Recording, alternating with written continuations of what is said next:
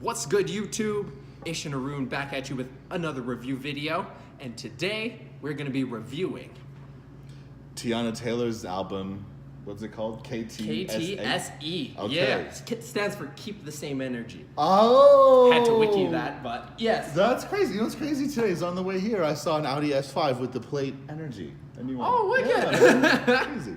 Anyway, yeah, I really like this album. Dope. Yeah. What do you like about it, man? I just like the old Kanye kind of sound to it. I like her voice a lot. I hadn't heard anything that she'd ever done. I know this has been around for a decade, apparently. I was reading on Pharrell's label, Star Trek, but I like the overall album quite a lot. The last track was a little bit of WTP stands for work that pussy, and it's just WTF. like, what the hell, WTF? Seriously, man, WTF. That track was terrible. That's like something that would be on on a No Limit album in the 90s, like just by some random artist that's never gonna release a thing that's maybe on like, I don't know, one of those dudes that I can't remember his name, like C Murder's album or something, But yeah, the otherwise the album was really good. I really liked it. I'm definitely gonna play that, many more times. It's a great album. R&B is not my favorite genre, but I think it might be, I feel like I'm gonna listen to her alongside Beyonce now, as my other R&B artist, and SZA, of course. Dope, man. Yeah, I feel the exact same way. Like, I really enjoyed this album. From start to finish, it is phenomenal. With the exception of that WTP track. I wish they would have kept the 7 songs, Before, my gripe was, I wish it was longer. Now it's a little bit longer. It's dog shit. Like, what? Why don't you fuck close can out you the close album off and put with it in the middle? If you desperately want it, put it in the middle. Why is it at the end? Bruh, I don't It's just like, oh, what the fuck? So literally, especially just most people listen to music when they're driving or on the subway, whatever. And when the album finishes, you're just like, what the fuck? I gotta cut the album off, man. If she went from, No Mistakes to Never Would Have Made It Without You, those 7, amazing. That is a comprehensive piece of art. I think it is phenomenal. I think it's the best R&B album of this year so far. Hands fucking down. But, I think it's great. My only 2 gripes about this album is I can do without the Kanye verse. Oh god, that was terrible. Remember, I listened to it first and I called you. I'm like, dude, the album's actually not bad. But oh my god, that verse. He contributed nothing vocally to that album.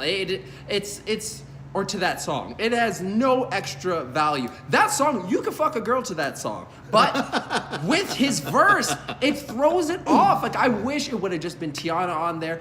Then she would have had really 3 really good love making songs. I love the my romantic brother Ishmael. I love. He's single, ladies. I love the song Issues on there. Hurry, except without the Kanye voice. What's that second song? Oh, Gonna Love Me. That song has been on repeat for That's a good song. Days. It's my favorite song on the entire album. I think it's solid. Yeah, a comprehensive piece of work. Yeah. It's probably one of the better, I don't know, do you want to do a ranking of Kanye's stuff? Oh, hell yeah. Yeah, let's do You that. want to just do that right now? Yeah. All right. For me, number 1, I guess, Pusha T. Pusha T, hands down. For me, number 2, it's tough to decide between Ye and Cudi. Oh, wow, okay. I don't know, for you? Pusha T, Teyana. Oh, okay. I Wow. would probably put, I'd say Nasir. I've revisited it, and it's not too shabby. Cudi. Oh, yeah. Oh, yeah. Oh, you're just Definitely. not feeling that. No, it's not. It's not that I'm not feeling. It's not that I'm Okay. not feeling that album. But it's as a comprehensive piece of work. Yeah. The Cudi and the Ye albums You don't haven't ranked flow. Ye yet. Oh, No. damn. Like, bro. Okay. Yeah. What was that? So it was like number 1 was Pusha T, number 2 was Teyana, number 3 Nasir. Nasir. I'd say Ye, and then Cudi. And then Cudi. Okay, yeah. for me, Pusha T objectively ranks as number 1, but I don't think I'm gonna revisit it. And I know I will definitely listen to a few tracks, No Mistakes, for example, on Ye. So maybe that should be my number 1. I don't know.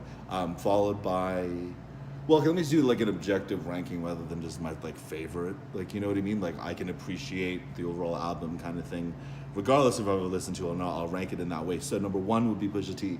Number 2 would be Teyana. Number 3 would be Ye. 4 Cudi, and then Nasir would be 5 Would be that for me. But yeah. Okay. Yeah, wow. I guess both of us ranked Teyana number 2, and I'm influenced by this guy, obviously, but that's okay. But yeah, no, definitely, other than Pusha T, the most complete kind of package. Yeah. Like, and what I was reading about that is that when they were, like, Pusha T's album was supposed to be first, right?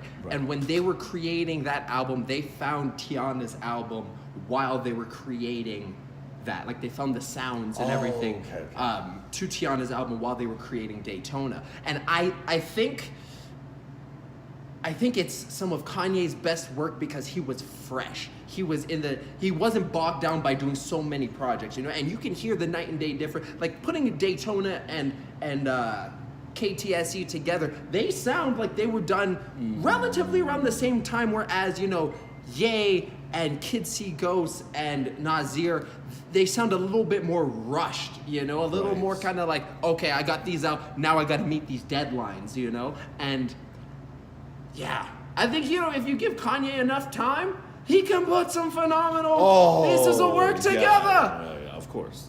Yeah, no, he is. Yeah, I mean, I guess I would have to say he's the best producer of our time. Yeah, I do love 40, but come with that fire tomorrow, 40. But yeah, no, I mean he's amazing, and yeah, like this album as well compared to what was the last one? Was it Nasir? Like the production on that was just so erratic.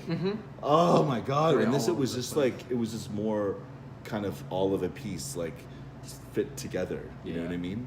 And not just freaking just like random weird Kanye beats from like the last 15 years. Just not some throwaways. Oh my god! But yeah, what would be your I don't know. Let's see. Have any other thoughts? Do you want to go to our rating? Rating? Yeah, for sure. I would do a 7.5 out of 10. Okay, I'm gonna go with the same. What do you think of this compared to SZA's album? Oh, we were talking about that.